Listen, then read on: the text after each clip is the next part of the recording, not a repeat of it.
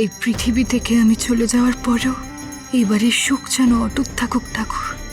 ছোট সাহেব আর এই পরিবার যেন সবসময় ভালো থাকে। তুমি মিথ্যে বলছো কুসুম, আর তুমি মিথ্যে বলছো মানে তোমাদের মধ্যে এমন কিছু কথা হয়েছে যেটা আমরা কেউ জানি না। কুসুম বলো না, বলো না, তুমি তুমি এমন কি কাজ করছো যেটা করা সহজ নয়? কি কাজ করছো যেটার জন্য গুরুদেব তোমাকে সাহসী বলছিলেন? বলো না কুসুম। গতকাল গুরুদেব এমনিতেই তোমার সাথে আলাদা করে কথা বলতে চেয়েছিলেন। কি কথা হয়েছে না হয়েছে আমরা আমরা কেউ কিচ্ছু জানি না। শুধু এটুকু জানি যে একটা মহা মৃত্যুঞ্জয় যজ্ঞের আয়োজন করা হয়েছে, ব্যাস।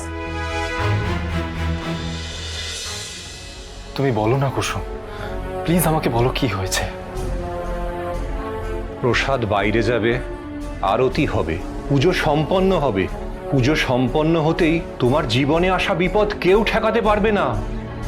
আপনি সবটা জানতে পারলে আজকের পুজোটাই হতে দেবেন না ছোট সাহেব।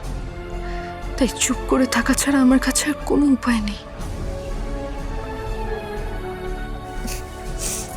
আরে না না, গুরুদেব আমায় কিছু বলেননি তো। আসলে আমি যে এত ভোগ রান্না করেছি তাই গুরুদেব বলছিলেন যে আমি খুব সাহসী, কারণ অনেকে এই কাজটা করতে পারে না। তুমি মিথ্যে বলছো কুসুম, আমি আবারও বলছি তুমি মিথ্যে বলছো। তুমি আমার থেকে কথাগুলো লুকোচ্ছ কেন বলবে আমাকে? যে চোখ দুটোকে আমি ভালোবাসি সেই চোখ দুটো আমাকে মিথ্যে বলতে পারে না কুসুম। বলো না কুসুম, তুমি আমার থেকে কেন আড়াল করছো কথাগুলো? দেখো, আমি পরিষ্কার বুঝতে পারছি তোমার মধ্যে একটা পরিবর্তন এসেছে, কিন্তু কিন্তু সেটা কেন? গুরুদেব কি বলছিলেন তোমাকে? আমাকে বলো প্লিজ।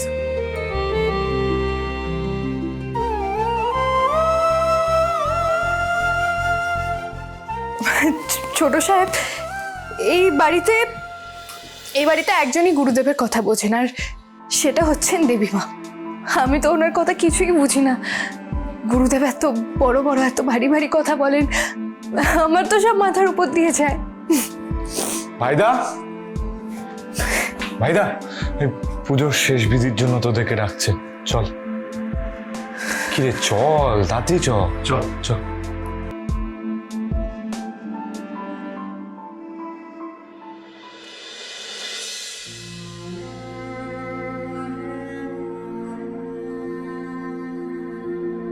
আমার যাওয়ার সময় হয়ে গেছে ছোট সাহেব, আর মাত্র কিছুক্ষণের অপেক্ষা।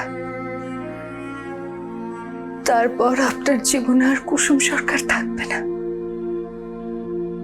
আমি আপনার থেকে অনেক দূরে চলে যাচ্ছি, অনেক দূরে।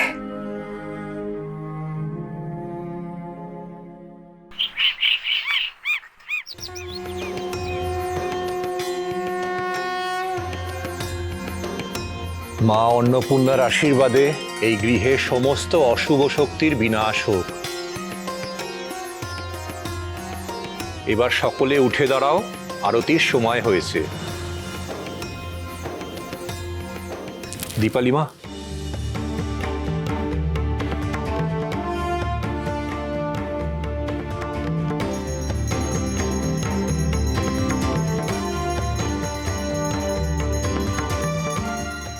আর কিছুক্ষণ ঠাকুর, এই পুজোটা সফল করে দাও। আমার ছেলেটার প্রাণ বাঁচিয়ে দাও ঠাকুর। ঠাকুর, আজ আমি আমার মনের কথাটা মাকে বলতে চাই। তুমি শুধু আমাকে সেই সুযোগটা করে দাও। এই পৃথিবী থেকে আমি চলে যাওয়ার পরেও এই বাড়ির সুখ যেন অটুট থাকুক ঠাকুর। ছোট সাহেব আর এই পরিবার যেন সবসময় ভালো থাকে। ঠাকুর, এই জন্মে আমি এমন কি পাপ করেছি যে আমার মেয়ের উপর বিপদ নেমে এসেছে? আর বাবা হয়েও আমি অসহায়ের মতো সব দেখছি শুনছি, অথচ কিছু করতে পারছি না। না, আমি আমার মেয়েকে মরতে দেব না। এক প্রাণের বদলে আরেক প্রাণ নেওয়া, এটা কেমন বিচার? একজন বাবা হিসেবে আমি এই বোঝা নিয়ে বাঁচতে পারবো না। আমি বাধা হয়ে দাঁড়াবো কুসুম আর মৃত্যুর মাঝে। গুরুদেব বলেছেন এই পুজো হলে কুসুমের মৃত্যু অবসম্ভাবী, কেউ আটকাতে পারবে না।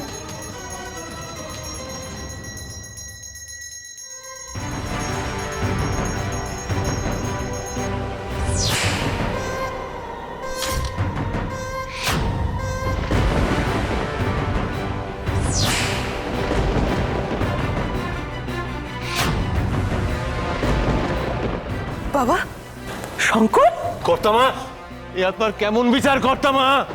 নিজের ছেলেকে বাঁচানোর জন্য আপনি আমার মেয়ের আত্মবলিদান চাইছেন?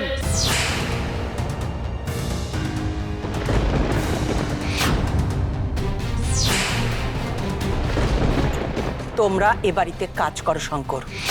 এ বাড়ির ভালো চাওয়াটা তোমাদের কর্তব্য। মালিকের হিতের জন্য এইটুকুনি করতে হতেই পারে।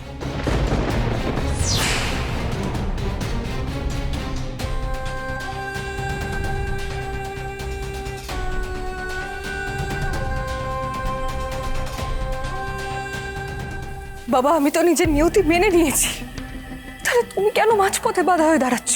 কারণ আমি তোর বাবা কুসুম।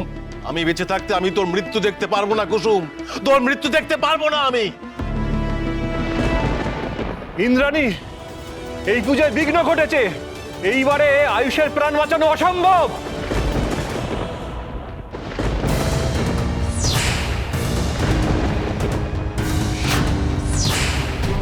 তুমি এটা কেন করলে বাবা? উত্তর দাও বাবা।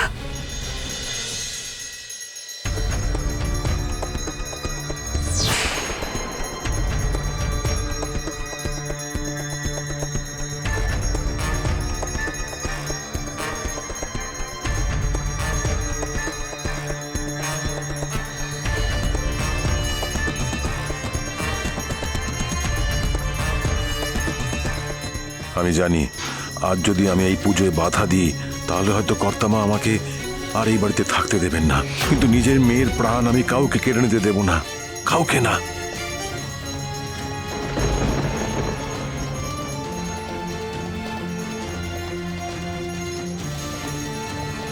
বিধির বিধান খণ্ডাবে এমন এমন ক্ষমতা কার আছে বাবা? তুমি কেন এসবে বাধা দিচ্ছ বলো তো? আমার নিয়তিতে এটাই লেখা আছে। তুমি না এসব করে আরো দুর্বল করে দিচ্ছ আমার।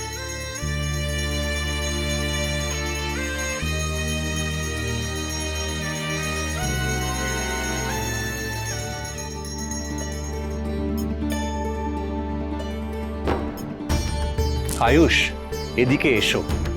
এবারে শেষে আরতি তুমি করো।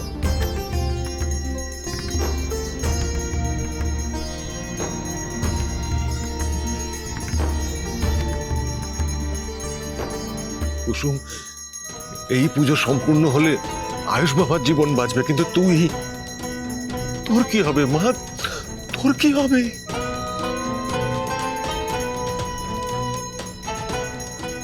মন খারাপ করো না বাবা।